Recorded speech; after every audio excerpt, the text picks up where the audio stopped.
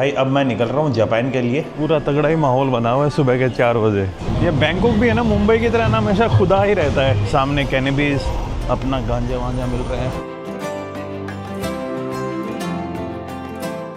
Good evening guys और स्वागत है आपका एक और नई वीडियो में, एक और नई सीरीज। तो भाई और बहनों, आपका भाई 3 दिन पहले डिग बॉय से गुवाहाटी पहुंच चुका था। आके गाड़ी धुलाई, फिर जापान के बारे में कुछ थोड़ा बहुत सर्च वर्च किया और सारी बातें। और आज मैं भाई फ्लाइट लेने के लिए तैयार हूं। तो अभी हूं मैं गुवाहाटी में घर पे। पीछे घर मैंने अभी तक बेड ऑर्डर नहीं किया है यार, तो ये आके लेऊंगा। एसी भी लगवाना है, तो अब केवल गर्मी में ही काम चला है। 3 दिन के लिए क्या ही एसी लगवाऊंगा, उसमें इतना ज़्यादा टाइम लग जाएगा। हाँ जी, तो अब भाई मैं आपको पूरा प्लान समझाता हूँ कि मेरा प्लान क्या है। मेरी फ़्लाइट है 11:40 की, तो अभी मेरे पास टाइम है। मैं 9:40 पे पहुँच जाऊँगा एयरपोर्ट पे। ज़्यादा दूर भी नहीं है घर से एयरपोर्ट, आधा घंटा ही लगेगा और शाम का टाइम है तो ट्रैफिक इतना नहीं मिलेगा। तो सबसे पहले तो मैं आपको बता देता हूँ कि भाई अब मैं निकल रहा हूँ जापान के लिए। लेकिन जापान के लिए नहीं, मेरी डायरेक्ट फ़्लाइट नहीं है। अभी मैं फ़्लाइट लेने वाला हूँ गुवाहाटी से बैंकॉक। बैंकॉक में मेरा 24 घंटे का लेओवर है, तो मैं लैंड करूँगा डोंग म्योंग एयरपोर्ट के ऊपर, क्योंकि यहाँ से जो फ़्लाइट जाती है वो एयर एशिया ही जाती है गुवाहाटी से। ये मेरा बैडमिंटन वाला सीन है। जाने से पहले अभी तक ही फ्रीज जैसा घर को मैं पिछली बार छोड़ के गया था वैसा ही है। बस अब की बार आते टाइम नागालैंड से जो एंड में लोंगवा विलेज से निकलते टाइम एक अंकल जी मिल गए थे, उनसे मैंने ये ज़रूर ख़रीदा था। अब इनको पता नहीं कहाँ लगाऊंगा, जहाँ टाइम मिलेगा तब कहीं पे इधर उधर लगा दूंगा। बाकी सब कुछ मेरा तैयार है। अब की बार मैं ट्रैवल कर रहा हूँ इस बैग के साथ। इसी में मेरा लैपटॉप सब कुछ इसी में ही है, और ये एक कैबिन में भी चला जाएगा, तो मेरे को इसको अलग से चेक इन नहीं करना पड़ेगा। वैसे एयर एशिया के अंदर ना आपको लगेज अलग से परचेज करना पड़ता है, लेकिन मैंने अलग से परचेज नहीं किया। मैंने बस हैंड बैगेज एक एक्स्ट्रा परचेज किया है, जो मुझे पड़ा था 1000 रुपये का। ये भाई, और जापान के वीज़ा का प्रोसेस और वो सारी की सारी बातें मैं कल बैंकॉक में लैंड होने के बाद बताऊँगा। अभी मैं यहाँ से टैक्सी ऑर्डर करने वाला हूँ फॉर द एयरपोर्ट। आप सबसे पहले तो ये बताइए, जो अभी ये वाली जो ट्रिप थी ये आप लोगों को कैसी लगी? ये देखिए भाई, जो लास्ट वीडियो आपने शायद वही देखी होगी, स्टिलवेल रोड वाली।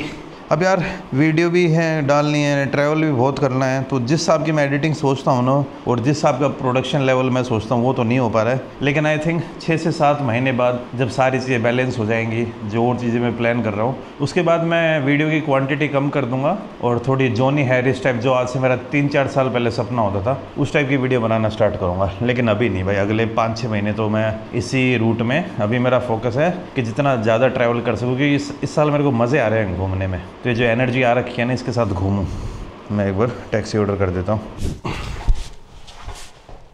कम से कम 10-12 किलो का तो एटलीस्ट हो गया है, लेकिन अलाउ कर देंगे क्योंकि मैंने वो कर रखा है ना। तो चलते हैं भाई, वो देख लेता हूँ कि बंद है पूरा। हाँ बंद है भाई, सब बंद है। आपने गाड़ी तो देखी होगी कितनी गंदी थी।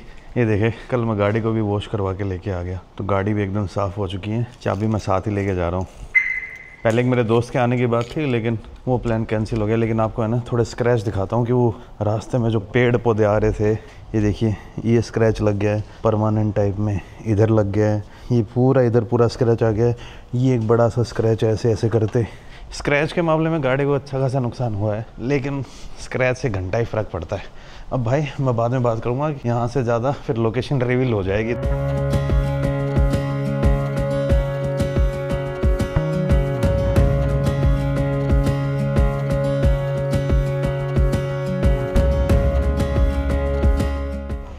भाई पहुंच गया हूँ गुवाहाटी इंटरनेशनल एयरपोर्ट के ऊपर। गुवाहाटी का एयरपोर्ट सच में है ना, मुझे अच्छा लगता है यार। और जो नया वाला टर्मिनल है वो और ज़्यादा बढ़िया बना रहे हैं। साफ़ सफाई देखो आप। यहाँ पे अदानी ने सच में अच्छा काम कर रखा है, यहाँ पे तारीफ़ के काबिल है। लेकिन सबसे गंदा मुझे लगा यार बेचारा अहमदाबाद का एयरपोर्ट। अहमदाबाद वाले मतलब बंदों के पास इतना पैसा है और फिर भी इतनी गंदी सर्विस ले रहे हैं वो बंदे। मे भी नया बन रहा होगा, अभी गुवाहाटी का है ना नया टर्मिनल बन रहा है, तो उस नए टर्मिनल का है ना एक काइंड ऑफ मैप वहाँ पर बना हुआ है।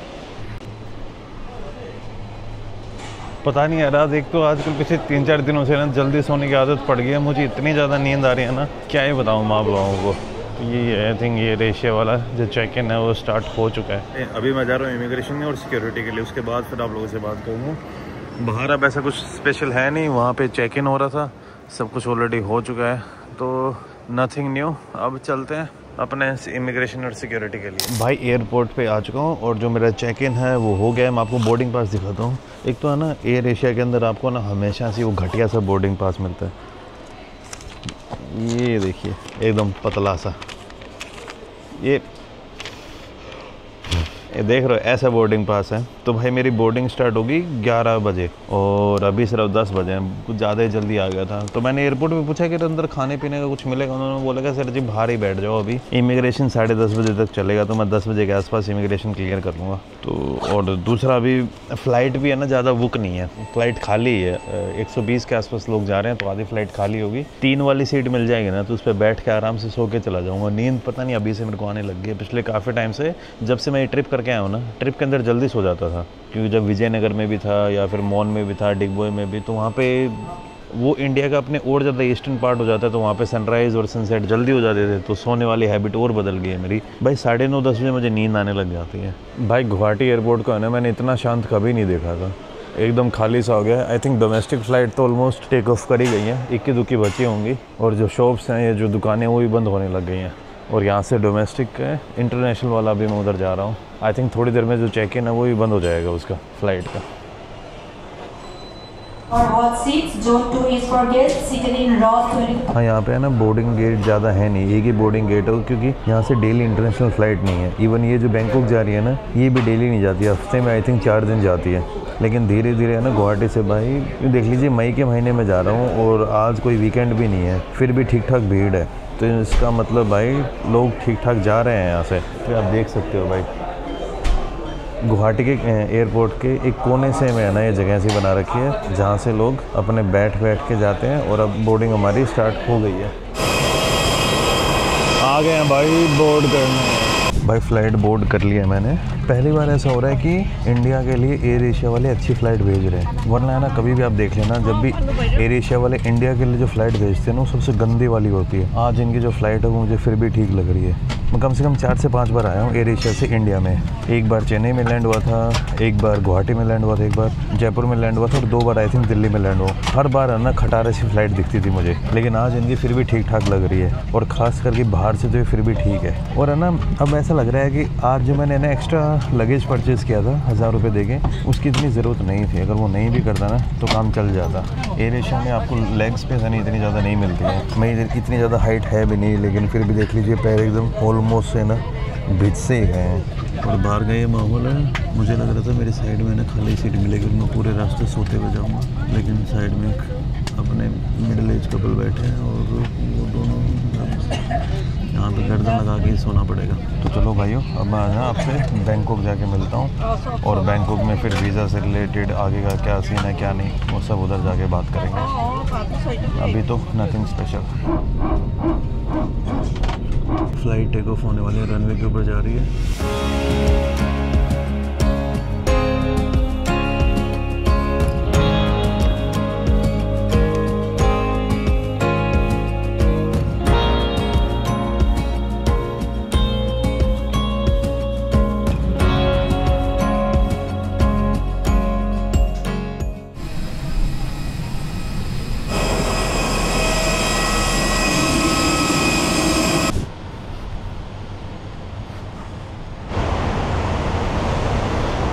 भाई निकल गया हूँ बाहर एयरपोर्ट से, और इमिग्रेशन में कोई प्रॉब्लम नहीं है। आज होटल बुकिंग्स मांग रहे थे, तो मैंने अपनी जो एयरपोर्ट के बिल्कुल पास ही है ना, मैंने एक हॉस्टल बुक कर रखा है, उधर ही जा रहा हूँ, वो दिखा दी थी।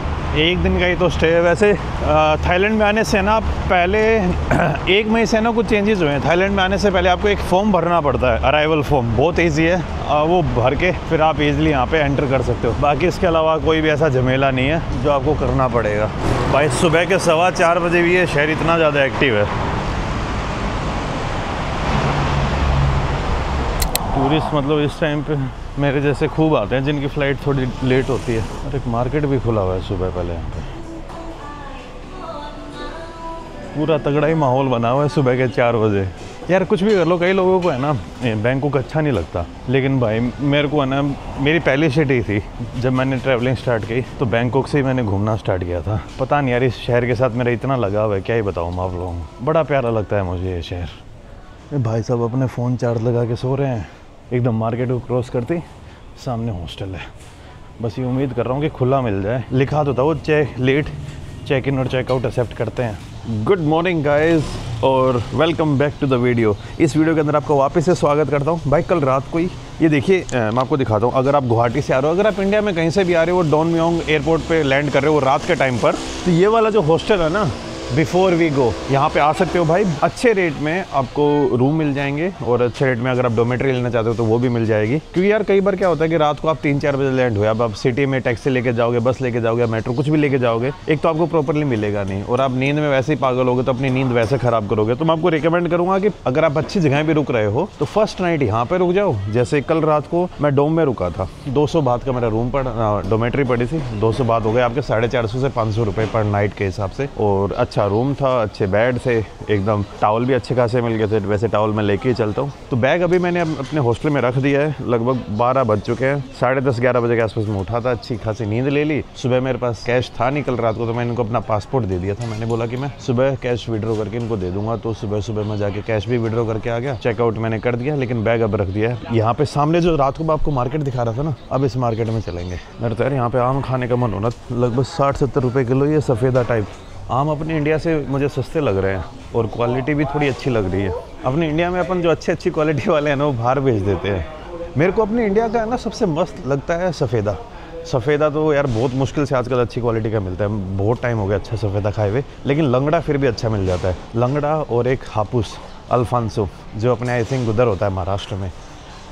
थाईलैंड के अंदर फ्रूट अच्छे मिलेंगे, ये बात देखी है मैंने। ये पर पीस है या पर किलोग्राम है ये मुझे आइडिया नहीं है। तो अभी मैं सबसे पहले चिकन नूडल सूप खा के आऊँगा, मुझे थाईलैंड और इधर का अच्छा लगता है, और उसके बाद में थोड़ा बहुत खाएंगे करी, और उसके बाद में भाई यहाँ से निकल के मैं जाऊँगा खा सान रोड की तरफ। थाईलैंड पता नहीं यार मुझे ना बहुत ज़्यादा ही अच्छा लगता है, कई लोगों को पसंद नहीं है थाईलैंड, और ख़ास करके बैंकॉक बोलते हैं भाई बहुत ही ज़्यादा क्राउडेड सिटी है, कुछ ऐसा स्पेशल नहीं है। लेकिन पता नहीं यार, एक तो ये हो सकता है कि भाई सबसे पहले जब मैं घूमने निकला था तो मैंने मुंबई से फ़्लाइट ली थी, मुंबई से मैं बैंकॉक ही लैंड हुआ था, पता नहीं तब से ही है ना भाई बैंकॉक के साथ एक अलग कनेक्शन बन गया है मेरा। बड़ा सही शहर लगता है मुझे ये, और ये देश भी काफ़ी अच्छा है। मतलब इतने टूरिस्ट होने के बाद भी आप देखना बहुत सारी कंट्रीज़ में आप जाओगे ना, जब इतना ज़्यादा टूरिज़्म होगा तो आपके साथ स्कैम, लोकल्स आपके साथ उतने फ्रेंडली नहीं होंगे। लेकिन थाईलैंड में कंपैरेटिवली आप बाकी टूरिस्टिक डेस्टिनेशन से कंपेयर करोगे तो यहाँ पे उतने ज़्यादा स्कैम नहीं मिलेंगे आपको। स्कैम है, ये नहीं कह रहा कि एकदम स्कैम फ्री है, स्कैम बहुत है, लेकिन उस लेवल के नहीं मिलेंगे। और लोकल है ना भाई, एकदम स्माइल करते हुए आपका स्वागत करेंगे, और साथ के साथ इतनी महंगी कंट्री नहीं है। ये देखिए ये डोनट है भाई, लगभग 35 रुपीज़ का एक डोनट।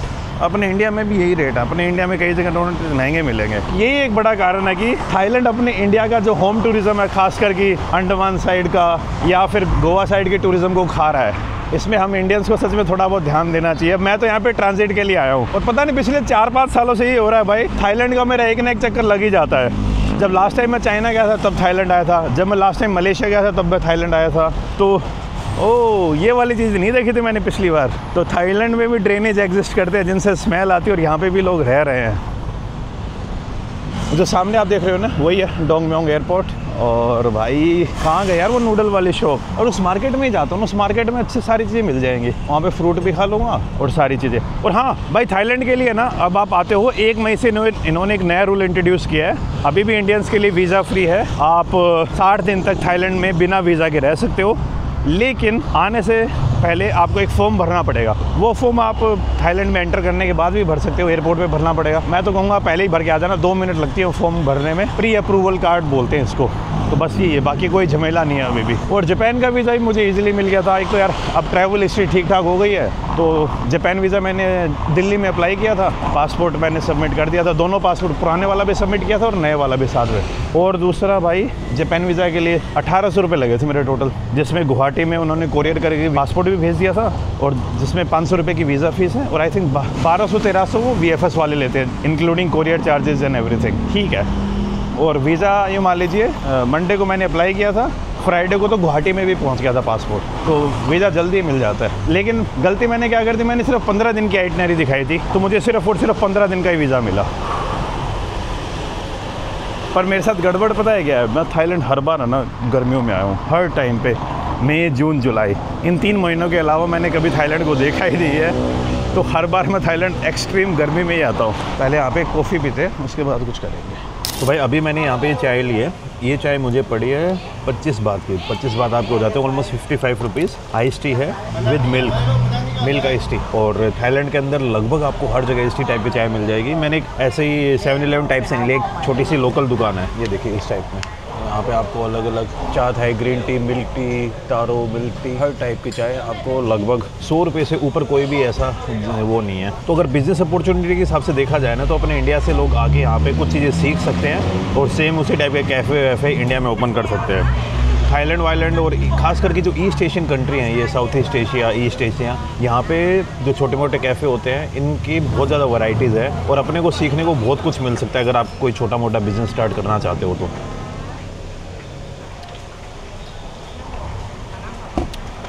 जैसे मैंने लाइफ में पहली बार बबल टी थाईलैंड में ट्राई की थी, even though bubble tea Thailand से नहीं है, लेकिन यहीं पे ट्राई की और उसके बाद भाई मुझे अच्छी लगने लग गई। अब अपनी इंडिया में भी बबल टी के काफ़ी जो आउटलेट्स हैं वो खुल गए हैं, लेकिन अभी भी मार्केट में मुझे लगता है कि काफ़ी वैक्यूम है। ये देखिए भाई, चाय वाला सीन कंप्लीट हो गया है मेरा। मैं सोच रहा था थोड़ा इस मार्केट को ही घूम लूँ। ये अभी थोड़ा मीट वाले सेक्शन में आ गया हूँ, तो जो अपने वेजिटेरियन भाई हैं अभी यहाँ से भी थोड़ी वीडियो स्किप कर सकते हैं। थाईलैंड के अंदर मीट का कंजप्शन अच्छा खासा मिलेगा, पर ऐसा ही नहीं है कि सिर्फ यहाँ पे मीट मिलता है। अगर आप वेजिटेरियन हैं तो वेजी फूड की भी ऑप्शन यहाँ पर अच्छी खासी मिल जाएंगी आपको। यहाँ पर फूल वूल भी मिलेंगे। ऐसा लगता है कि आधा मार्केट बंद हो गया है। ये दादी आम छील के भी देती हैं क्या? कोपन खा Nika, madam, no ham, no light। बेचारे थाई लोगों से ना रह और तैर ढंग से बोला नहीं जाता है, तो तैर रहे में बहुत पंगे करते हैं इनके। ये भाई ड्यूरियन, थाईलैंड वाईलैंड या कोई भी साउथ ईस्ट एशियन कंट्री आते हो तो ये वाला फ्रूट आपको ट्राई करना ही चाहिए। थोड़ा महंगा है लेकिन वर्थ है ये। वैसे ही बांस बहुत गंदी मारता है, अगर थोड़ा बहुत भी अगर ये ख़राब होना लग जाता है ना, तो इसीलिए इसको ना होटल के अंदर, फ्लाइट के अंदर ले जाना अलाउड नहीं है because of its smell strong है, लेकिन एक बार ट्राई करना तो बनता है। कई लोगों को पहली बार में अच्छा नहीं लगता है, जस्ट लाइक मोमोज। जब आप मोमोज पहली बार ट्राई करते हो या मोमो पहली बार ट्राई करते हो तो उस टाइम आपको पसंद नहीं आएंगे, लेकिन 1-2 बार खाने के बाद फिर आपको एक आदत सी लग जाती है। और मैं दिल्ली में रहा हूँ 4-5 साल, तो उस टाइम तो दिल्ली में तो हर कोई मोमो अच्छी आदत लग गई थी। अभी मैं निकलूँगा ऐसे पहले एक बार थोड़े, मैं सोच रहा हूँ ये खरीद ही लूँ। This okay, how much? 35 1 kilo. and this 30 baht. This good or this good? You want sweet and not sweet? Huh? You want sweet? Yeah. This? Eat, yes? No sweet? Yeah. Okay. 1 kilo. Okay. ये भाई जो मान लीजिए 80 रुपये kilo आम है ये। What this? Name? Passion? 50 baht. Passion fruit? Yeah. Okay. Cho gì vào đâu đi? No. Only this. छोटी कंफ्यूज हो गई है। Đây mình tìm. हाँ Mày đấy. Name Mongkut.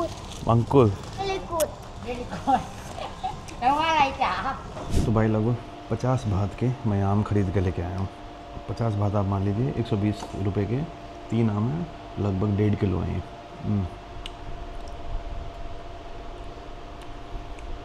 भाई अब जा रहा हूँ वापस से एयरपोर्ट की तरफ, क्योंकि वहीं से मुझे बस पकड़नी है। भाई अभी गर्मी बाहर इतनी ज़्यादा हो रखी है, क्या ही बताऊँ। एक तो अपने नॉर्थ ईस्ट इंडिया से आ रहा हूँ, अपने उधर गर्मी कम थी, लेकिन यहाँ पे गर्मी बहुत ज़्यादा है। अपने इंडिया में ना कुछ भी कहो, बहुत सारी लाखों कमियाँ होंगी, लेकिन एक बात जो इंडिया की, आप कभी भी चले जाओ आपको कोई ना कोई इंडिया में एक ऐसी जगह मिल जाएगी जहाँ पे आप हर मौसम का मज़ा ले सकते हो। अगर भाई अब साउथ में हो गर्मियों के टाइम पर, तो आप नॉर्थ में चले जाइए, और नॉर्थ में भी पहाड़ों में चले जाओगे तो आपको ठंड का मतलब कि आपको गर्मी कम लगेगी, ऐसी जगह मिल जाएगी। हिमाचल हो गया, नॉर्थ ईस्ट हो गया, उत्तराखंड हो गया, कश्मीर हो गया, लद्दाख हो गया। और भाई एक्सट्रीम ठंड है सर्दियों के टाइम पर, थोड़े साउथ में चले जाओ, वहाँ पे आपको अच्छा सा माहौल मिल जाएगा। तो अपने पास जगहें बहुत ज़्यादा हैं, इतनी जगह है ना, और इतनी डाइवर्सिटी बाकी कंट्रीज़ में कम देखने को मिलती है।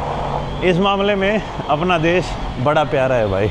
तो अभी मैं यहाँ से निकल रहा हूँ, दोपहर के लगभग 1-1:30 बज चुके हैं, और यहाँ से अभी एयरपोर्ट जाऊँगा, और एयरपोर्ट से बस पकड़ के मुझे बस या टैक्सी पकड़ के मुझे जाना है पाया थाई। और पाया थाई में पहुँचकर मैं अपना जो बैग है ये वाला, इसको रख दूँगा, वहाँ पे लॉकर रूम है, और उसके बाद भाई बैंकॉक में इधर उधर घूमने वाला हूँ मैं, क्योंकि शाम की मेरी फ़्लाइट है ही। तो पाया थाई से ही फिर मैं मेट्रो पकड़ के जो स्वर्ण भूमि एयरपोर्ट है उसकी तरफ जाने वाला हूँ। बैंकॉक के अंदर 2 एयरपोर्ट है, एक है डोंगम्योंग और दूसरा है स्वर्ण भूमि। तो आज मैं लैंड हुआ था मॉर्निंग में डोंगम्योंग एयरपोर्ट के ऊपर, लेकिन जो मेरी यहाँ से चाइना और जापान वाली फ़्लाइट है वो चिकन नूडल है, chicken noodle no no chicken okay thank you. अभी तक खाना नहीं खाया था मैं, खाने के भरोसे आम और वो खा के बैठा हूँ, तो आगे जाके पूछूँगा अभी। ओ भाई ये लो बस भी आ गई, इसी बस में जाना था मुझे। ये बस स्टॉप है एकदम डोंगम्योंग के अपोजिट साइड में, और वही मुझे आगे छोड़ने वाला है। हाँ यही है भाई एग्जैक्टली। हाँ बस भी जल्दी आ गई थी, और यहाँ से पाया था इस स्टेशन के जाने के लगे हैं मेरे, अभी मेरे 25 बात मान लीजिए, तो 25 बात लगे हैं। और वहीं अगर मैं टैक्सी से जाता तो अराउंड में मुझे शो कर रहा था 300 to 400 बात। तो ठीक है, बस हर 10 मिनट में जा रही थी, तो मैंने सोचा क्यों टैक्सी के रुपए दूँ, सीधा इसी में चलते हैं, थोड़ा बहुत इंटरेक्शन ही होगा। और मेरे पास टाइम बहुत है, जब टाइम नहीं होता ना तब टैक्सी लेनी पड़ती है, या फिर जब आपका माथा वाथा ख़राब होता है, जैसे कल रात को भाई इंस्टेड ऑफ ऑटो मैं टैक्सी लेके गया था। उधर आप देखिए ऊपर से मेट्रो जा रही है, नीचे से भी आई थिंक मेट्रो का है, और उधर से ट्रेन भी चल रही है, यहाँ से ऊपर से। इंफ्रास्ट्रक्चर के मामले में थाईलैंड आपको कंपैरेटिवली बाकी जो साउथ ईस्ट एशियन कंट्रीज़ हैं उन सब में सबसे मस्त दिखेगा ये यहाँ की लोकल बसेस।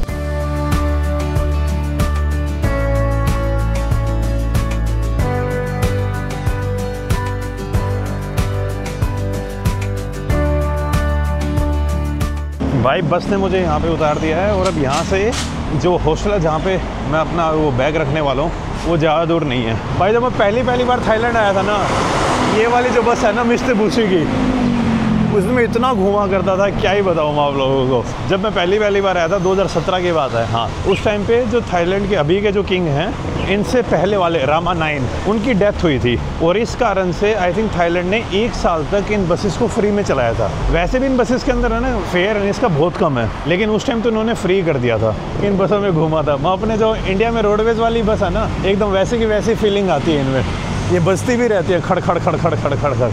ये तार मेरे को ना दिल्ली में जो चांदनी चौक है या फिर चावड़ी बाज़ार, उनकी याद दिलाते हैं भाई। इतना चक्रव्यूह सा बना हुआ है, इसमें कौन क्या है समझ ही नहीं आएगा।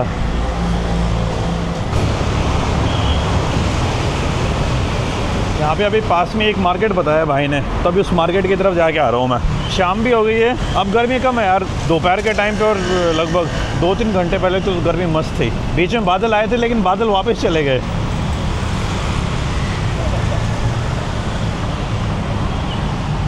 बाकी भाई थोड़ी दूर चलती वापस से गर्मी वर्मी लगने लग गई मुझे लग रहा था नहीं लगेगी। ये बैंकॉक भी है ना मुंबई की तरह ना हमेशा खुदा ही रहता है, कभी भी आ जाओ कहीं ना कहीं पे कंस्ट्रक्शन आपको मिल ही जाएगी। ये देखिए अब जो राइट साइड में रोड चल रहा है, यहाँ पे कुछ ना कुछ कंस्ट्रक्शन हो रही है, या तो अंडरलाइन मेट्रो बन रही होगी या फिर कोई फ्लाईओवर टाइप बन रहा होगा। कैसे हो भाई? बढ़िया। मैं अभी एक बार आपको मार्केट का नाम बता देता हूँ कि कहाँ पे मैं जा रहा हूँ। इस मार्केट का नाम है प्रातुनम मार्केट। हाँ मैं ये कह रहा था कि बैंकॉक के अंदर है ना इस टाइप के छोटे बड़े टाइप के मार्केट आपको बहुत मिल जाएंगे, जहाँ पे आप अपना स्ट्रीट फूड खा सकते हो, वहाँ पे आप मसाज ले सकते हो, और मसाज एकदम लीगल वाली। भाई मैं उस सेंस की बातें नहीं कर रहा हूँ, थाई मसाज सच में अच्छी होती है, बस वो अब आपकी एक्सपेक्टेशन के ऊपर है कि आप क्या एक्सपेक्ट करके जा रहे हो। अगर आप जेन्युइनली मसाज करवाना चाहते हो, सस्ते रेट में आपको एक अच्छी मसाज मिल जाएगी। और ये देखिए यहाँ पे गणेश जी, हाँ थाईलैंड के अंदर है ना गणेश जी का अच्छी खासी मान्यता है। ये आई थिंक थाईलैंड के अंदर वैसे जो सबसे ज़्यादा रिलीजन आपको बुद्धिज़्म मिलेगा, लेकिन थाईलैंड की बुद्धिज़्म में गणेश जी का भी अच्छा खासा इन्फ्लुएंस है। ये गौतम बुद्ध की प्रतिमा, और इधर बड़ी सी प्रतिमा गणेश जी की। गणेश जी आपको हर जगह मिल जाएंगे। बाकी जो अपने इंडिया के भगवान हैं, जो हिंदुज़म के भगवान हैं, जैसे शिव जी हो गए, वो सब आपको बहुत कम देखने को मिलेंगे, बहुत रेयर है, लेकिन गणेश जी लगभग जगह पर मिल जाएंगे आपको। हाँ और एक वो मार्केट वाला सीन, बैंकॉक के अंदर है ना छोटे छोटे इस टाइप के मार्केट बहुत मिल जाएंगे। जैसे सबसे बड़ा तो एक चटुचक मार्केट, वहाँ पे तो आपको बहुत सारी चीज़ें, उसके अंदर पूरा ही बड़ा सेगमेंट है, हर चीज़ मिलेगी। लेकिन फिर हर एरिया के इस टाइप के नाइट मार्केट मिलेंगे आपको।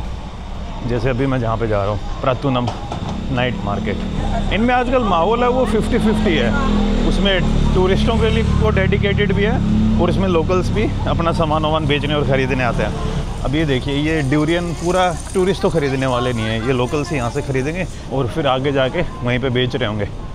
और ये 7-Eleven अपने इंडिया में भी आ गया ना 7-Eleven, आई थिंक रिलायंस के साथ कोलैबोरेशन में आया है ये एक चाइनीज़ मंदिर। मार्केट अभी पूरी तरीके से ओपन हुआ नहीं है। ये देखिए भाई, ये मेरी एंट्री हो चुकी है प्रतुनम मार्केट के अंदर। इतना कोई बड़ा मार्केट तो नहीं लग रहा है, लेकिन जिस हिसाब से लग रहा है खाने पीने का ठीक ठाक सामान मिल जाएगा। बाकी सारी चीज़ें कर ली हैं, अभी तक मैंने ढंग का खाना नहीं खाया है आज। वो चाय वाय में सेटिस्फाई होना, मीठा दबा के पेल लिया है। मेरे को अभी खाना है करी। हाँ, यहाँ पे तो माहौल थोड़ा मस्त सा लग रहा है भाई। एक टुक टुक वाले हैं ना, अपने इंडियन शक्ल देखते ही इनके कान खड़े हो जाते हैं। वो सीधा आके एक बात बोलते हैं, चाहे आप अपनी फैमिली के साथ हो, किसी के साथ भी हो, BOM बार बार बोलेंगे और गंदे गंदे इशारे और करने लग जाते हैं। और भाई इंडियन रेस्टोरेंट भी अच्छे खासे दिखने लग गए हैं, और काफ़ी ऐसे इंडियंस हैं जो यहाँ पर रह के काम वाम भी करने लग गए हैं अब। तो लगभग जो यहाँ पे इंडियन रेस्टोरेंट वो इंडियन ही ओन करते हैं लगभग। आई थिंक ऑलमोस्ट सामने कैनबीज, अपना गांजा वांजा मिल रहा है। Not bad. पहली बार आया हूँ मैं इस मार्केट के अंदर। भाई थाईलैंड के अंदर पिछले 2-3 सालों से आते टाइम मैं एक चीज़ देख रहा हूँ कि पूरा है ना यहाँ पे इंडियन टाइप का माहौल हो जाता है। एक तो जब से थाईलैंड ने इंडियंस के लिए वीज़ा फ्री एंट्री की है, उसके बाद से भाई बहुत ज़्यादा इंडियंस आ रहे हैं यहाँ पे। आपको जो बाकी यूरोपियंस हैं या बाकी जगह के जो टूरिस्ट हैं उतने ज़्यादा नहीं दिखेंगे, अपने इंडियंस यहाँ पे दबा के दिखेंगे। और दूसरा मज़े की बात, और जितने भी आप इन मार्केट में जाओगे तो इनमें जो सामान बेचने वाले मिलेंगे ना आपको, वो मिलेंगे बर्मीज़ नेपाली। तो अपने जो नेपाली भाई हैं बर्मा वाले, इनको हिंदी भी बोलनी आती है, तो कस्टमर के साथ ईजिली डील वील भी कर लेते हैं। और जब आपस में बात करते हैं तो नेपाली में बात करते हैं, तो वो एक मस्त सा सिनेरियो बन जाता है। मतलब आप कंफ्यूज हो जाते हो कि आप हो कहाँ पे। तो पिछले 7-8 सालों के अंदर बहुत ज़्यादा चेंजेस आ गए हैं थाईलैंड में भी। मैं ये नहीं कह रहा हूँ कि अभी देखो यार, अपने इंडियंस नए नए ट्रैवल करने लगे हैं, लेकिन जो अपने एक वो सिविक सेंस वाली बातें डिबेट चलती रहती है, देखो वो कमी है हम में, लेकिन उतनी ज़्यादा भी नहीं है। ये जो गोरे हैं ना, ये भी यहाँ पे आके बहुत गंद मचाते हैं, पर इन गोरों को वो बेनिफिट मिल जाता है कि भाई गोरे होने का ये कुछ भी कर सकते हैं।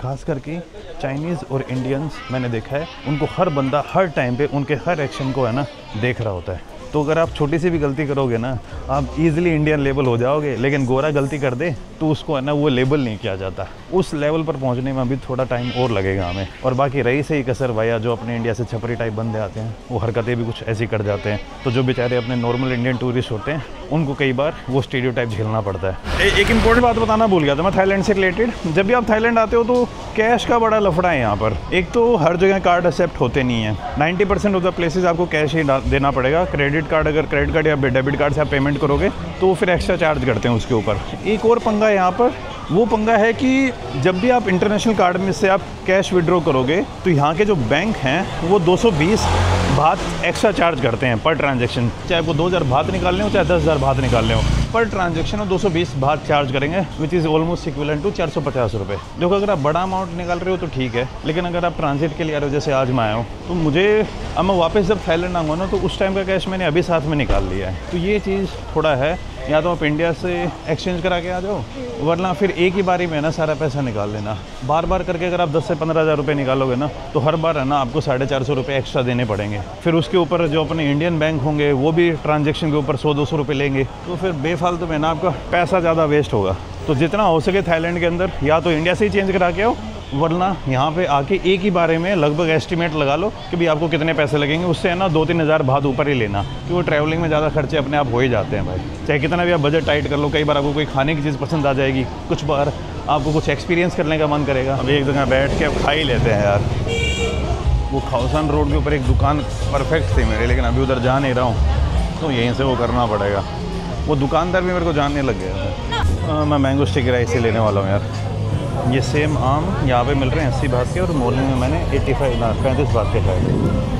Hello, 1 sticky rice, 1 white or color? 1 plus. Eat now. Yeah, eat now. 50 baht? How much? 50. 50? You want peanuts? Little bit. तो यहाँ पे देखिए ये है, इसके अंदर थोड़ी मूंग दाल और डालते हैं यहाँ पे। What is the name? Peanuts. Peanut. Okay, थोड़ा ही मिला है। Thank you. I can eat here? Okay. तो मैंगो स्टिकी राइस में क्या क्या होता है? चावल होते हैं, आम होता है, और थोड़ा कोकोनट का पानी मिलाते हैं।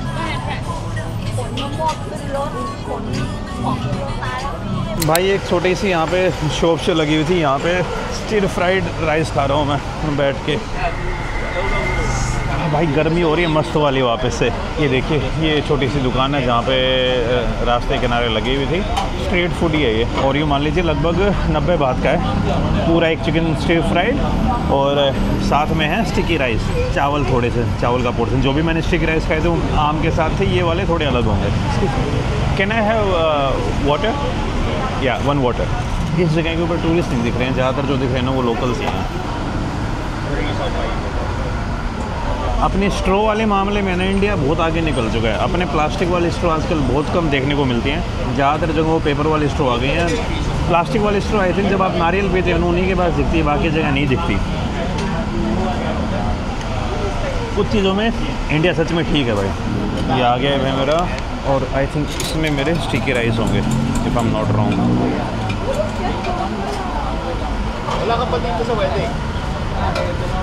तो स्टिकी राइस भाई ऐसा ही नहीं है कि सिर्फ यहाँ पे मिलते हैं, अपने इंडिया में भी स्टिकी राइस बहुत जगह खाते हैं, और ख़ास करके नॉर्थ ईस्ट में तो बहुत जगह आपको मिल जाएंगे। ये चिकन और ये स्टिकी राइस।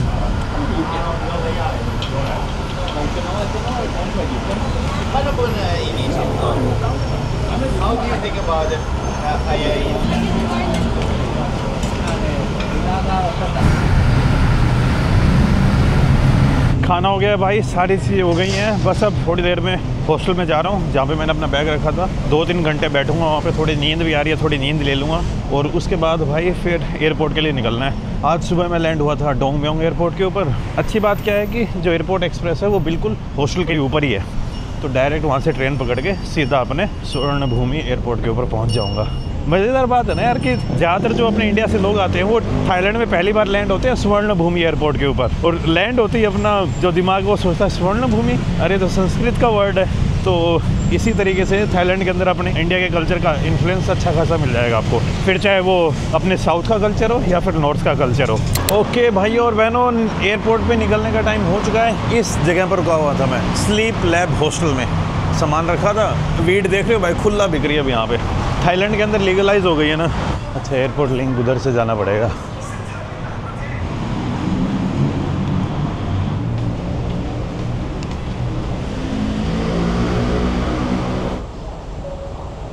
ये है पायाथाई रेलवे स्टेशन। पायाथाई का बैंकॉक का मेट्रो स्टेशन है। इसी के नीचे अगर आप स्वर्णभूमि एयरपोर्ट से आते हो ना तो आपको सिटी के अंदर आने के लिए यहीं से आना पड़ेगा। Ticket vending machine, I hope यहाँ पे कार्ड एक्सेप्ट हो, वरना फिर मुझे कैश देके payment. English पायाथाई Swarnabhumi. Single ticket है भाई 45 की, तो 50 बात का नोट है, उसी से पेमेंट करके देखते हैं अपने। ये है 50 बात। क्या हो गया? ये टोकन ले लिया है 45 बात का। 45 बात हो जाता है आपके 100 रुपीज़। 100 रुपीज़ में मैं स्वर्णभूमि एयरपोर्ट के ऊपर पहुंच जाऊंगा, और फिर भाई अपना जो चेक इन वाला प्रोसेस है वो स्टार्ट करना है। एकदम अपने दिल्ली मेट्रो वाले टाइप गेट है। ये देखिए पायाथाई स्वर्णभूमि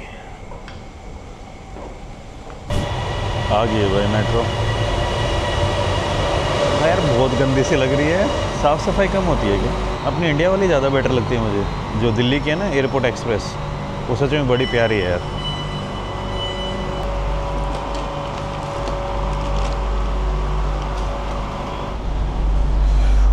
नॉर्मली बैंकॉक के अंदर आज से पहले मैं जितनी बार भी आया हूँ मेट्रो मुझे साफ़ मिली है। आज पता नहीं क्या पंगा हुआ है। अपने इंडिया में मैंने दिल्ली मेट्रो की बता सकता हूँ, क्योंकि दिल्ली मेट्रो मैंने बहुत ज़्यादा सफ़र किया। बाकी मेट्रो तो नहीं पता कैसी है, लेकिन दिल्ली की सच में इससे साफ़ रहती है। ट्रेन चल पड़ी है भाई यहाँ से, और थाई के अंदर है ना स्वर्णभूमि को स्वर्णभू बोलते हैं, पूरा प्रोनाउंस नहीं कर पाते। आई थिंक थाई लोगों को ना रे प्रोनाउंस करने में थोड़ी प्रॉब्लम होती है।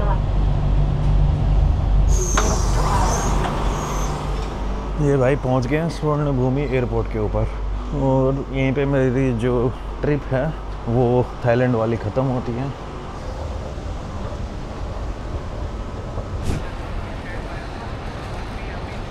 हाँ भाई टर्मिनल बिल्डिंग के अंदर पहुंच चुका हूं, और अब यहीं पे मैं इस वीडियो को ख़त्म करता हूं।